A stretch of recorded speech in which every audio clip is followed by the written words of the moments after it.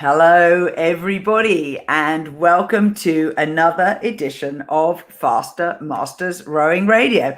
It's that time in the week, and I'm very much looking forward to seeing all of the people joining us on the live chat.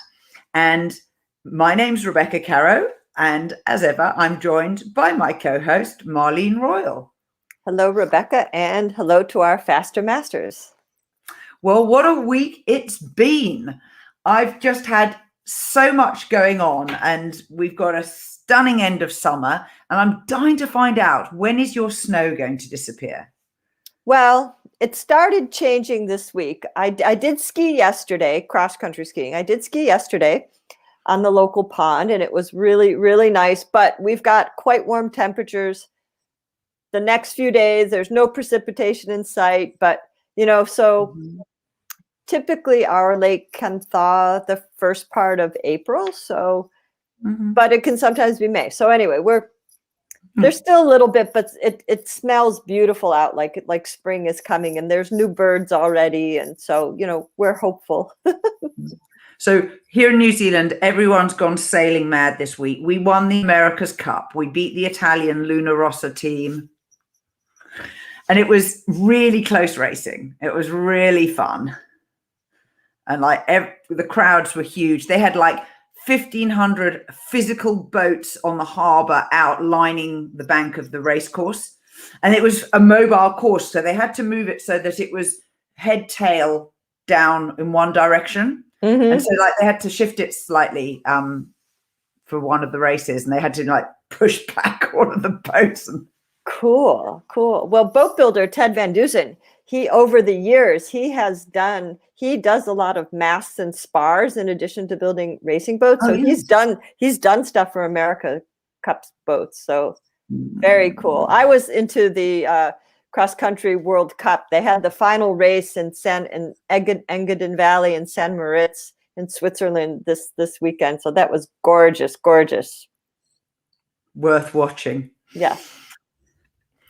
Now, as ever, we're very grateful to our sponsors, and our principal sponsor for Faster Masters Rowing Radio is the Rowing Chat Directory. So we're trying to build a yellow pages for rowing. And I just went and checked, and we've had over 350 people visit the homepage, and lots of people diving into the individual pages. So we've had people visiting the shoes, the ergs, the electronics, the clothes, the boats.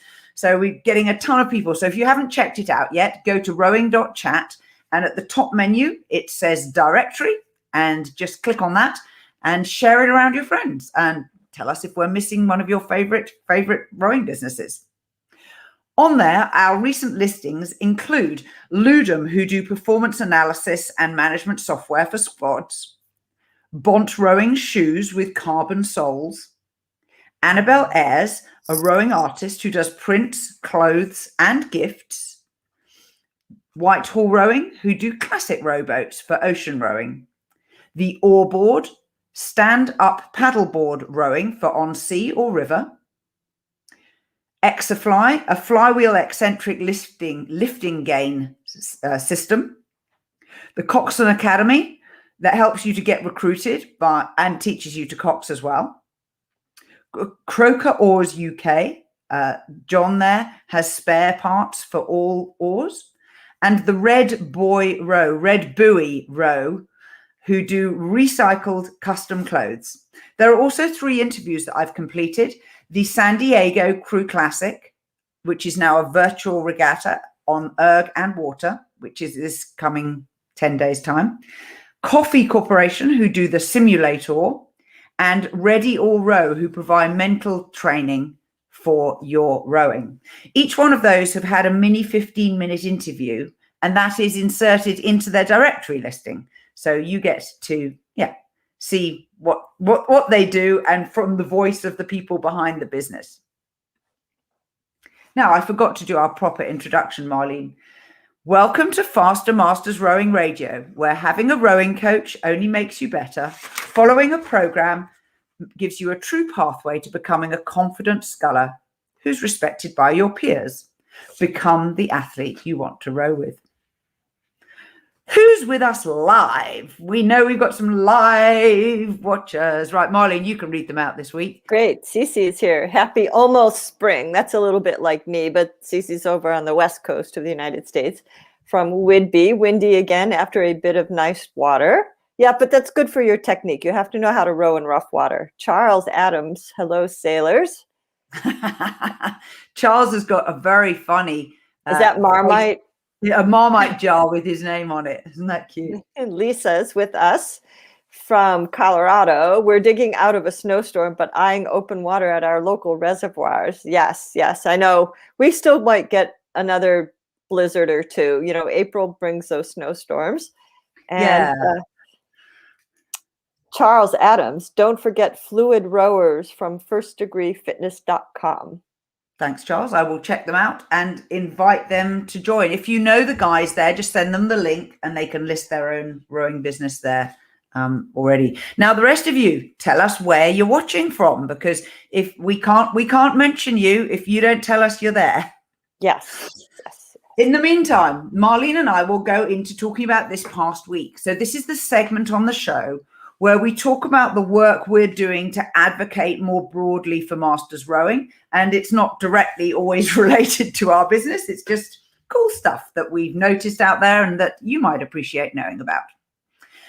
Kick off, Marlene. What's your past week been like? Well, this week, I got my Rowing News magazine in the mail, which I'm always happy when I get my monthly Rowing News magazine in the mail. But what was exciting this month is everybody, you know how Rebecca and I like doing things together. Well, this month we both appear in the magazine.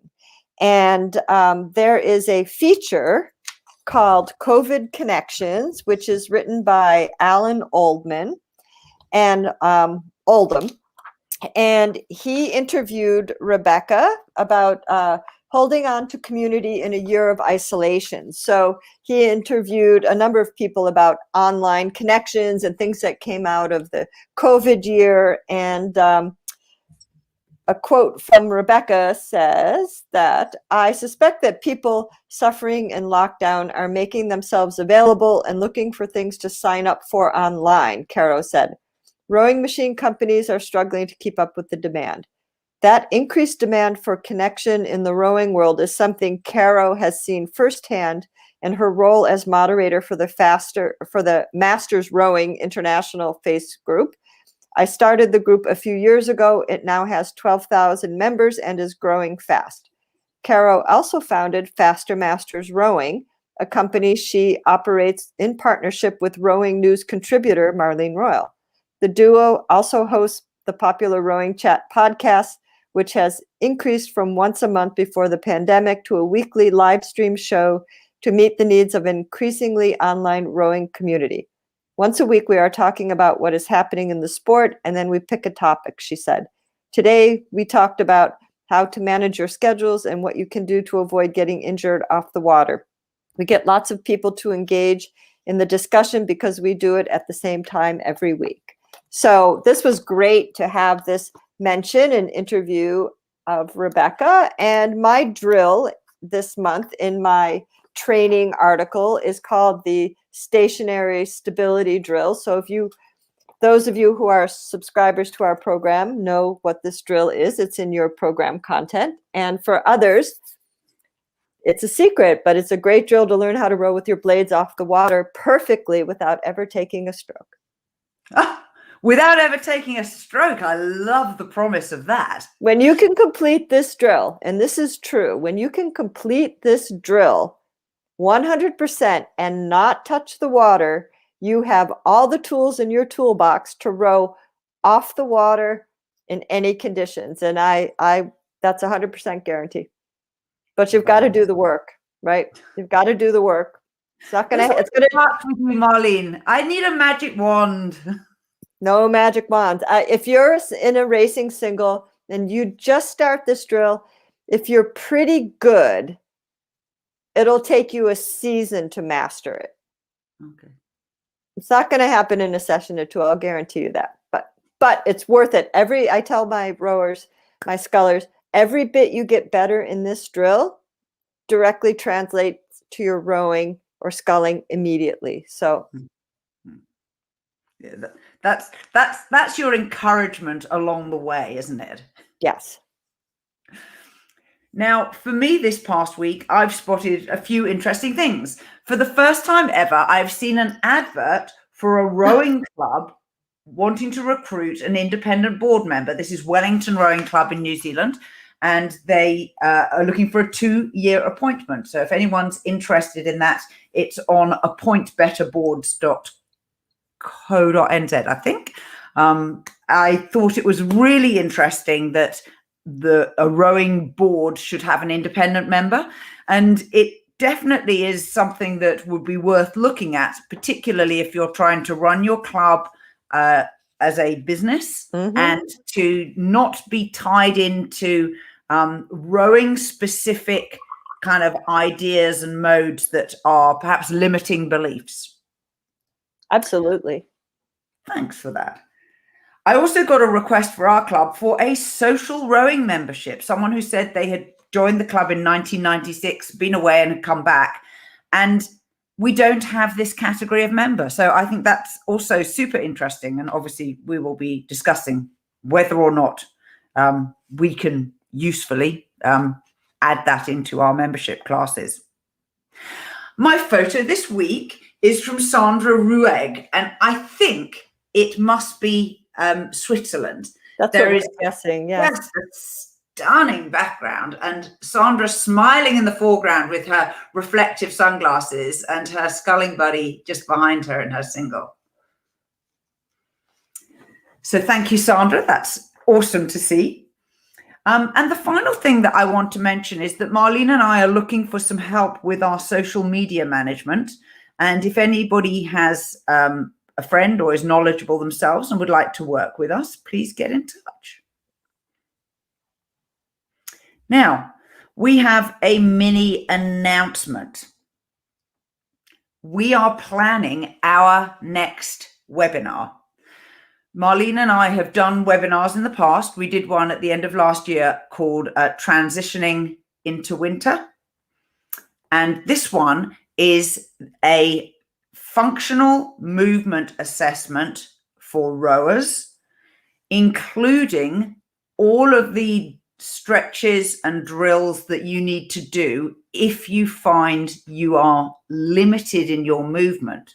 So how you can move your body affects what you can do in a rowing boat. And there are some things you can do that can overcome it with rigging and things, but this movement assessment will teach you 10 different assessments of different parts of your body. And if you find that you are personally limited in any one of those, we will also tell you how to try and overcome that limitation. The event's going to be on Tuesday, the 30th of March at 5 p.m. Eastern Time. You can find it on Eventbrite. If you're on our newsletter list, we will email you the link to go and register for it. Or you can look on Bitly. I've just put the link on the screen. It's bit.ly/functional movement rowing. Yeah, that will be fun. We had a great transition. The transition to winter training that we did in November was terrific. So this will be great. This is our spring fling kind of coming up. Yeah, it is. And, you know, coming off the erg, you do use different muscles when you're back on the water. And, you know, there's no harm in checking yourself regularly, because you've only got to have an injury and, you know, not fully rehabilitate from that. And you'll suddenly find, oh my God, I used to be able to do this and I can't anymore. Yes, well, it's true. And, you know, with all the situations everybody's been dealing with different work situations with COVID, and, you know, people have been working a lot more at home. You know, they might start to notice, wow, you know, my hips are feeling really tight. I think that's one of the areas that just crops up on masters athletes really quickly. And that the hip mobility is something that really affects your rowing stroke and your ability to generate power. So that's a big one. I just went to, I forgot to add to this week, you know, I just went to like getting a stand-up desk. So, you know, when I'm doing certain types of tasks, those are standing tasks, other ones sitting, because you even though I'm a coach, I have a computer coaching job. So I do spend a lot of time on the screen. So I just have to move a little bit more. It feels much better. Back to our live watchers. We have a hello from Minnesota. 2 weeks, she says, or he says, until liquid water. Yes. Is water ever... Water's always liquid. It's ice if it's not liquid, is it? Or steam? Well, ice, yeah. Ice. I mean, it's water, but it's ice. So it's not liquid if it's ice. Am I being too pedantic here? But it's all provides gliding surfaces. You can think of it that way. Okay. Ice, snow, rain. But, Minnesota, if the Mississippi floods, sometimes they have rough springs there. If the river's really, really high, they can be prone to flooding. So let's hope this spring, the people can get out in Minnesota. There's some beautiful clubs there. Mm. And Jeanette Brimble is watching from Dundas, Ontario, and she says spring is springing here. Oh, that's good to know. She lives in a beautiful place. And hey from Laurie Clark, who's in Ohio. Hi, Laurie. Nice to see you there. Yes, it's warming up in those middle states now. It's starting to get warm. I think we're not quite there, but almost. Mm-hmm.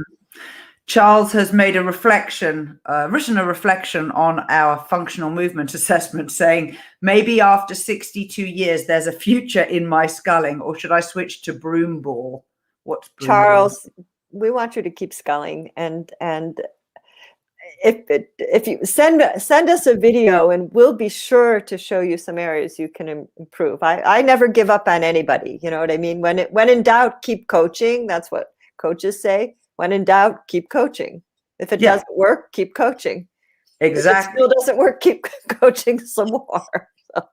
That's too funny. That's too funny. So here's the screen share of our functional movement assessment for masters. And this is the event. How flexible is your body? Does it help or hinder your rowing and sculling? Learn how to test yourself and what you need to do to improve. And in the webinar, you will learn the 10 screening exercises, the key movements that you need for rowing, and what you may need to give attention to in order to improve your stroke, and then how to improve your movement as well. And there is an ebook which you can download in advance, which will also be advantageous and useful. Yeah, and prepare your questions. Definitely. Prepare your questions. Yeah, we totally. We love answering questions. We've also been invited to join another event run by Tara Morgan and Rachel from the Steady State Network. They are doing a rowing podcast roundtable, and it's going to be the first time ever, I think, that anybody has brought together all of the popular podcasters from the sport of rowing. The website is steadystatenetwork.com/rowing-podcast-roundtable. And I'll put the link in the show notes.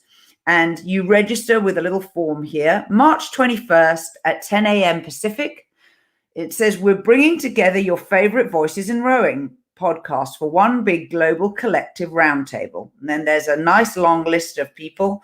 And it says, we'll talk rowing origin stories, delve into what makes each podcast unique, share behind the scenes moments, the future of rowing, and a whole lot more. Register to receive the Zoom link. So we very much hope that we will see several of you there. Marlene and I are both there in our independent modes, as in I'm there for Rowing Chat and Marlene's there for Faster Masters Rowing Radio.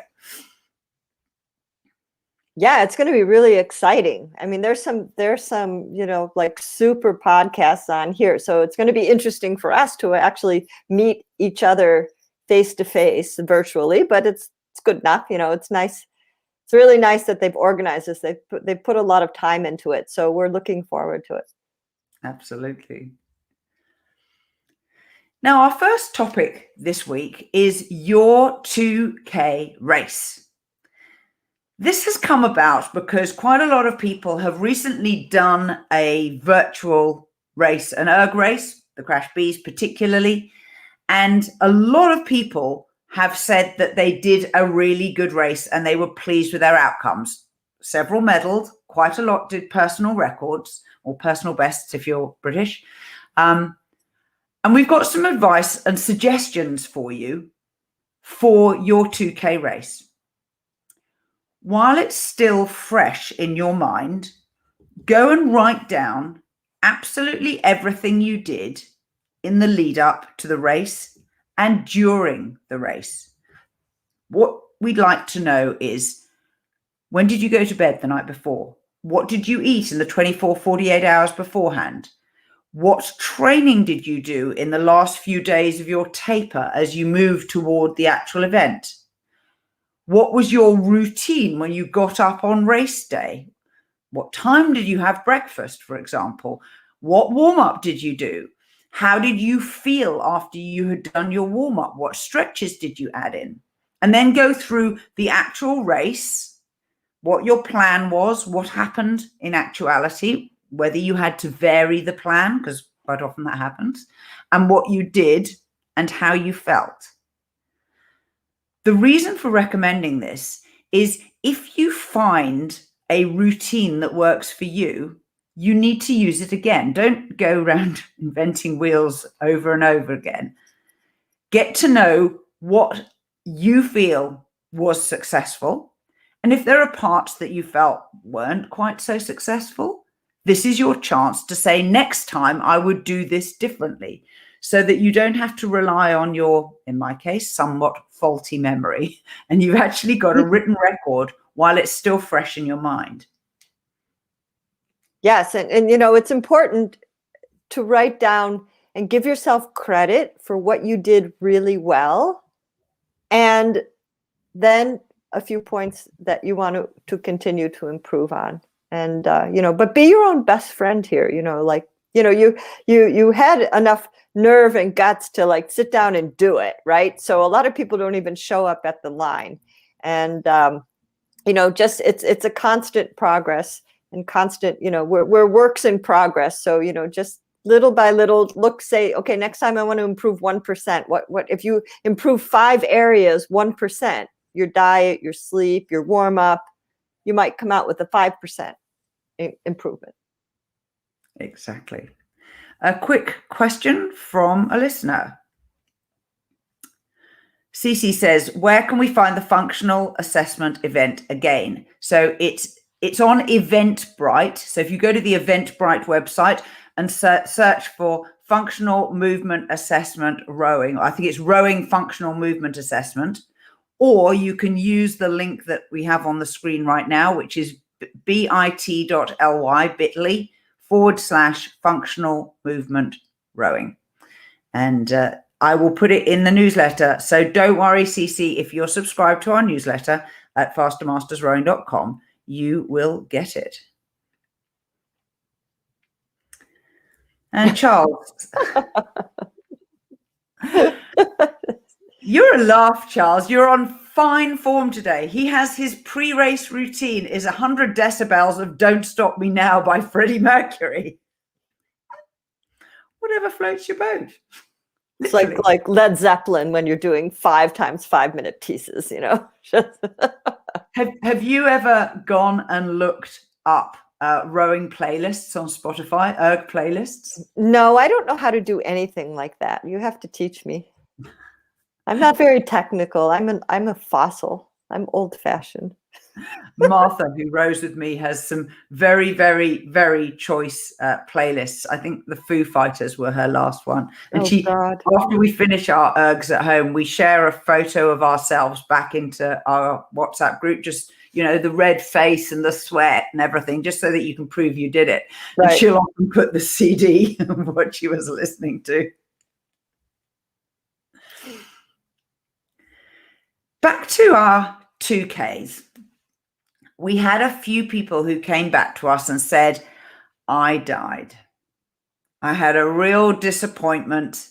And typically this will happen to you in the third quarter of the race. It doesn't matter if you're doing a short or a long race. Marlene, what's happening to your body as you come into the third quarter? Everything. No, I'm kidding. The third quarter of a race is going to be hard. It's hard for everybody in every distance. So if you're, if you're in a 1K race, if you're in a 2,000 meter race, whatever, by the time you get to the third quarter, you're in oxygen debt by that time. You've got lactic acid starting to peel the enamel off your teeth if you're rowing really hard. You are starting to really feel it, and you're in that middle zone before you know you're in the last quarter. So it's a tough, it's a physiologically and mentally, it's a very deep part of the race. And so you have to have a plan. You've got to, as your race progresses, you want your race plan to be simpler and simpler, because your brain simply isn't going to be able to process anything very complicated. So you've got to get a little bit more primitive with your objectives as you get closer to the end of the race. But you do need to plan for it to be tough. You've got to practice it.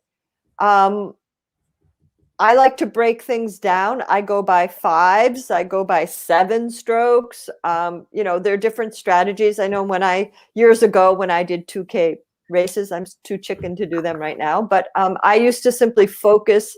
I used to focus on like each minute. I just never looked at meters. I would just say, this is my goal for this minute. This is my goal for this minute. This is my goal for this minute. And that's all I would think about. And then when I got to the, a minute out, then I would start looking at the meters and counting down. But you do have to have a plan how to approach it so that you stay focused. I think that's the main thing, that you don't give up any strokes. If you slip for a stroke, you just get it back the next stroke.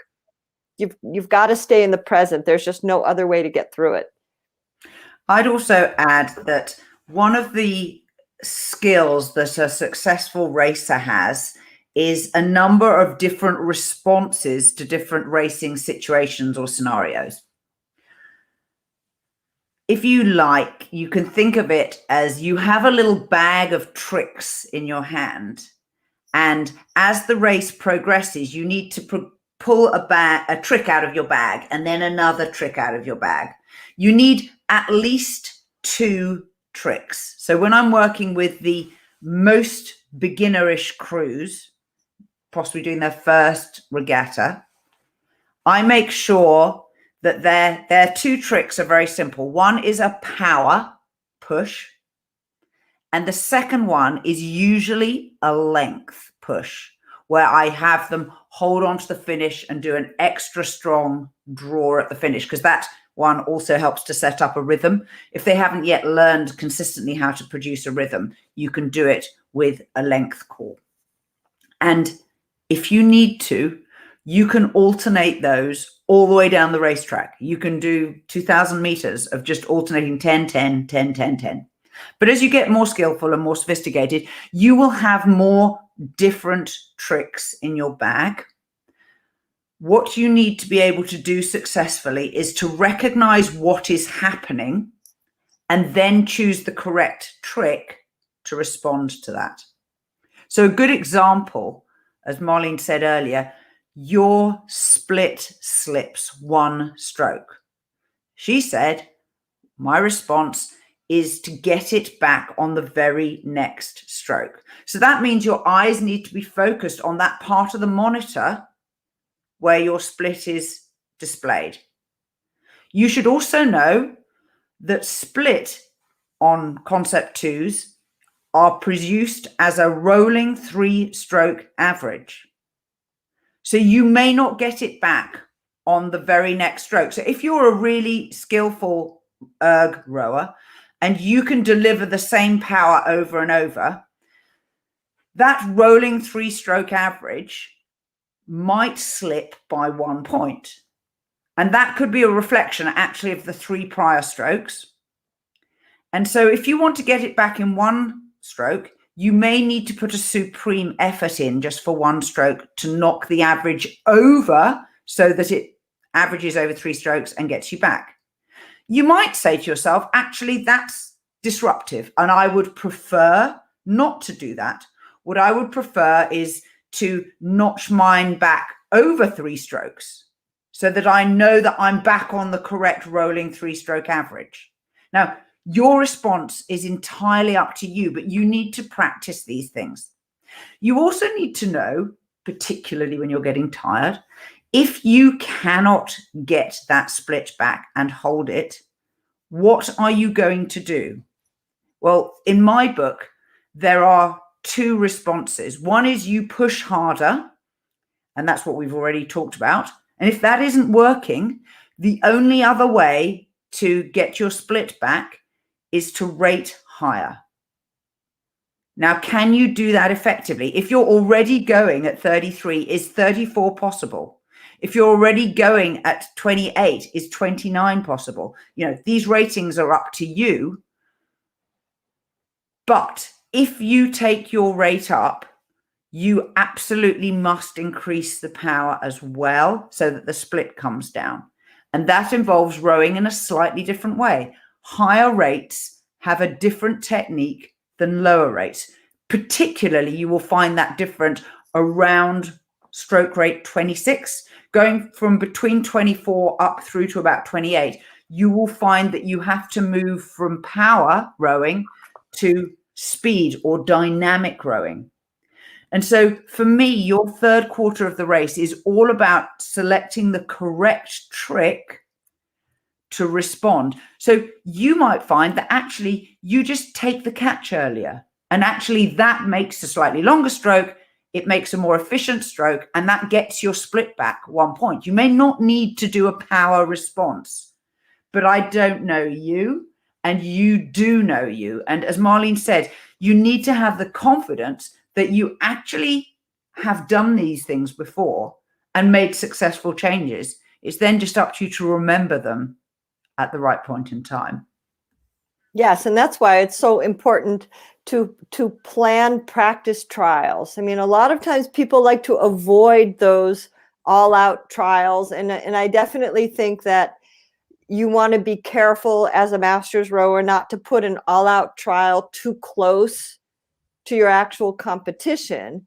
But in the schedule of your few months leading up to a serious peak, you need to include those 2K trials so that you can run through these things and develop the strategy. Because if you only do one before your race, it may not quite be enough. So, you do want to include them on a regular basis. And in our program, we did an ERG program this year with Faster Masters. And so we did include them, not super frequently, but frequently enough that you did it more than once before your peak race so that you can work through your race plan, because you've got to practice it.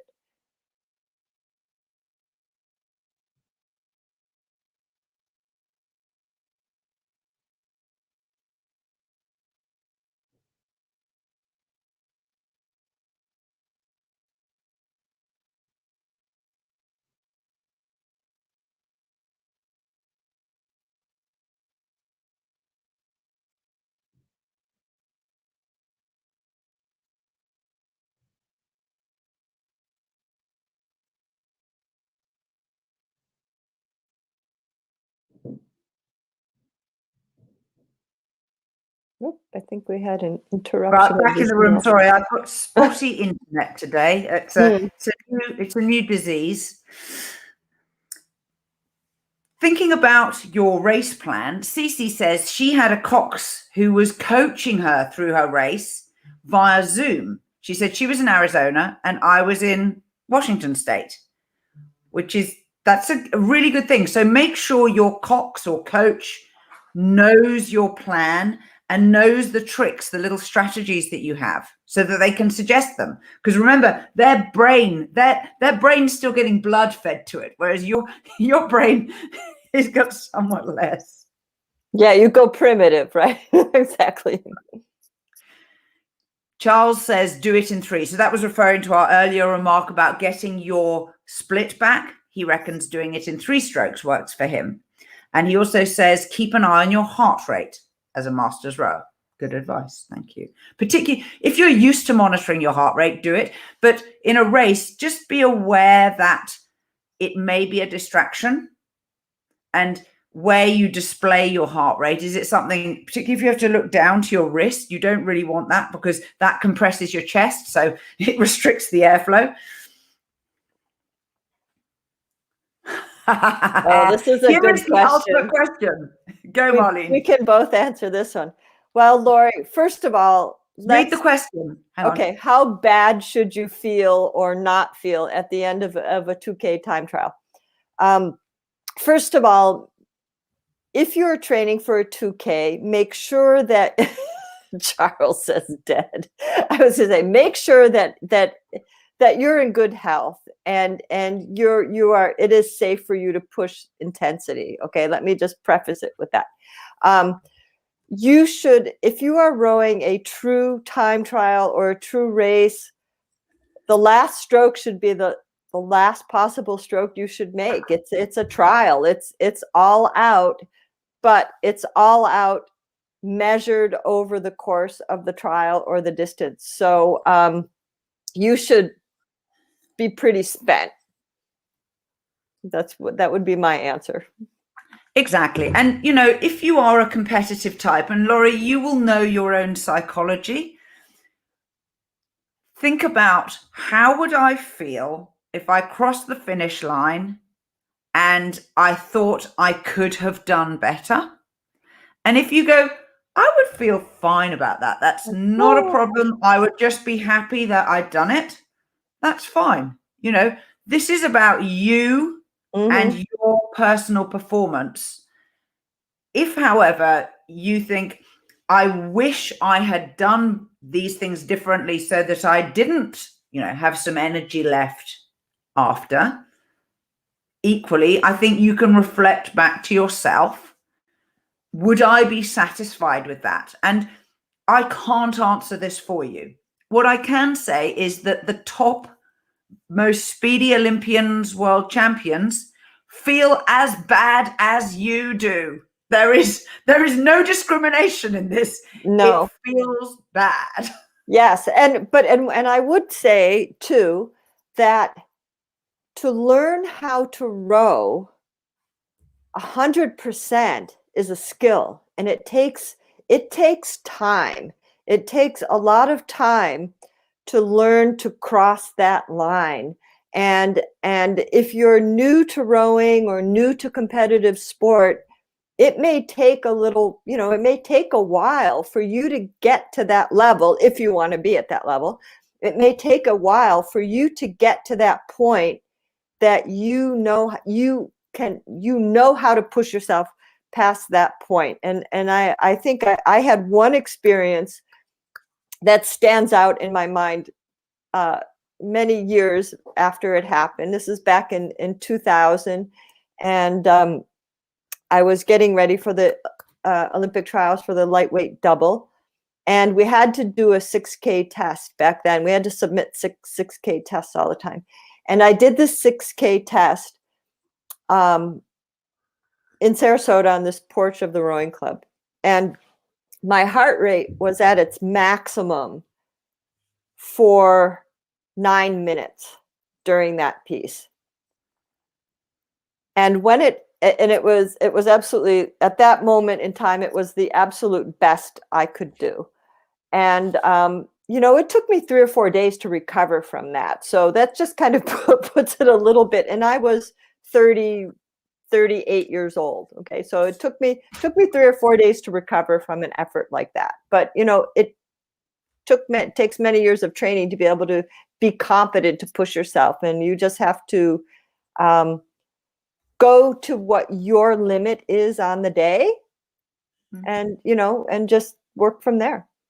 And different days are different. You know, that's why we recommended earlier that you write a prep as to how you had prepared yourself. You know, I've done enough tests in my time to know there are some where I feel very differently from others. Absolutely. Jeanette says the first time doing it is terrible. It's terrifying. Sorry. It's important to know what it feels like before doing a race or a time trial. So I think she's advocating practice. Yeah, definitely. Okay, this is a good question. Would you expect exceeding your expected max heart rate is okay? Lori, if you exceed that that means that your expected max heart rate is not your max heart rate. Your max heart rate is what you see. So that's one of the, yeah, what you see is what it is. So, you know, an expected heart rate, that's one of, you know, the reasons that training by heart rate is very questionable, because you really need to know what your true max is, not using a formula. And in order to get that true max, you've got to be willing to go there. So that's a limitation in the beginning, because, you know, calculations are not very precise at all, but tests are. Even if you do a really all-out 1K test on the erg, you will, it's a true all-out effort, you'll have a pretty good idea what your max heart rate is. So and max heart rates are different for everybody, just like resting heart rates. So there's no good or bad. It's an individual measurement that you identify with. So, you know, two people at 62 can have very different resting heart rates and very different max heart rates, and they just have different physiologies. Exactly. I used to row with a lady who had a very low heart rate naturally, and she'd say, if I get to 145, I'm virtually dead. And I'm like, that's just off my start, you know? Right. And that's quite possible. I mean, one of my friends who was a world champion in ski orienteering, her resting heart rate when she was in her 20s was 72.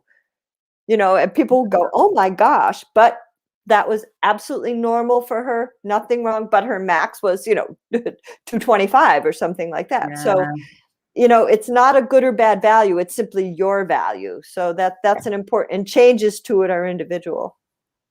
Exactly. Charles remarks that the standard 220 minus your age does not work for calculating maximum heart rate. When it starts going dark, he said, that's my maximum heart rate. Yeah. Right. Not enough blood to the brain means that you lose your eyesight and you get stars before the eyes and tunnel vision, and people call it lots of things.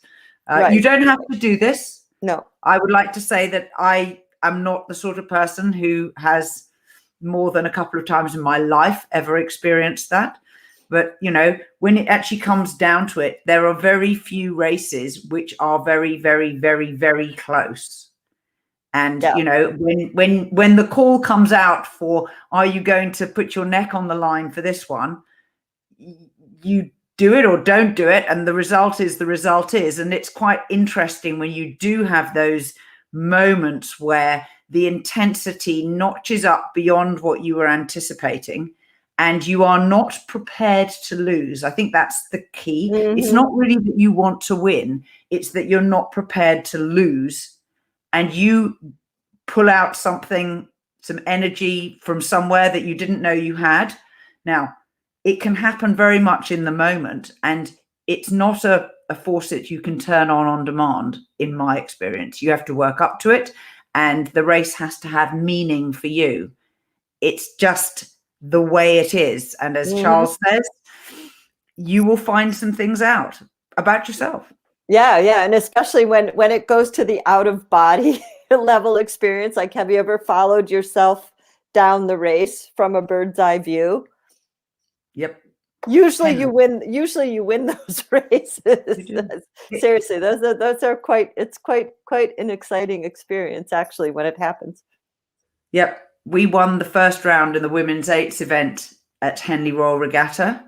And out of the 8 of us, I think 6 or 7 had that bizarre thing. You don't know how hard you're working. You do feel like you're observing yourself rowing rather than being a participant. I know that sounds slightly oblique. And it's very much a peak performance sensation. Yes, it's very interesting. We had it when I won the national collegiate championships when I was in my first year at Boston University. And what I remember, and the boat was so tuned into each other. It was just the most incredible 8. And I remember the start, and I was stroking the 8. And I remember the starter said, go.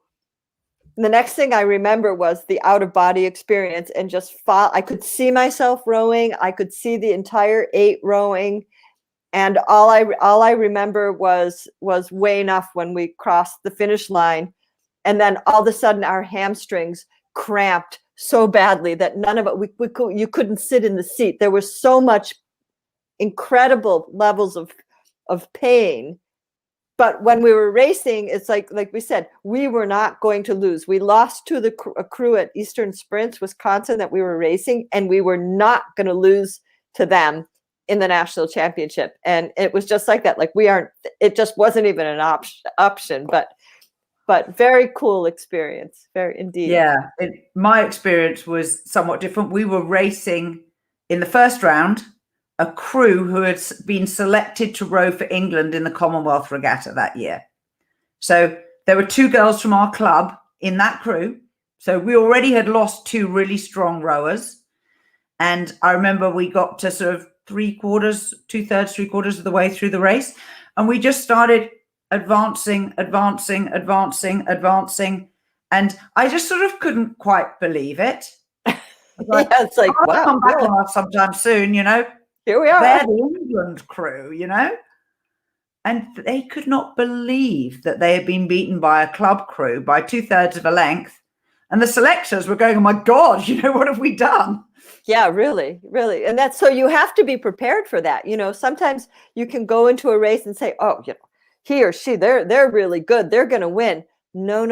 You have to be prepared. You have to row the race. You never know what's going to happen in another boat. You don't know what's going on, so you don't predetermine your race. You've got to, we've talked about this, and we'll talk about it in the future, but you simply must focus and row your race and do your training and do your work. And when the race ends, you have no memory for pain.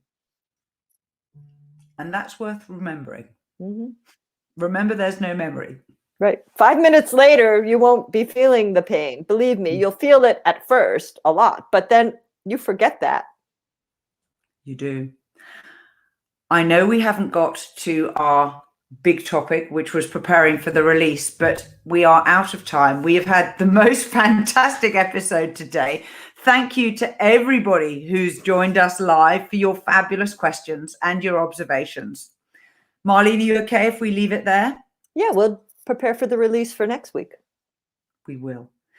Thank you for joining us at Faster Masters Rowing Radio, the show where having a rowing coach only makes you better. Following a program gives you a true pathway to becoming a confident rower or sculler who is respected by your peers. You can become the athlete you want to row with. Please like, rate, and share the podcast. If you don't subscribe to it yet, go to our YouTube channel, go to Rowing Chat, find us in your podcast app. We're on Spotify, we're on Apple Tunes, we're on Google Play, and subscribe so that you get every episode. And for those who make the effort to join us live, we love you so much. You help us make the show so much more interesting because you are with us. So can just pat yourself on your back.